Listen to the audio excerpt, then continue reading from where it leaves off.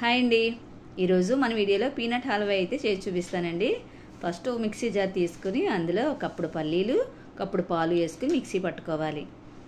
Stove మీద కళాయి పెట్టుకుని 2-3 స్పూన్లు నెయ్యి వేసుకుని పేస్ట్ అంతా కూడా వేసుకుని వేయించుకోవాలి. సిమ్లో పెట్టుకోవాలండి. మనం హల్వా చేసుకునే ముందే 5-6 గంటల ముందు బెల్లాన్ని అయితే వాటర్లో నానబెట్టుకుని ఆ వాటర్ను వడకట్టుకుని ఈ కప్పుతో తీసుకోవాలి.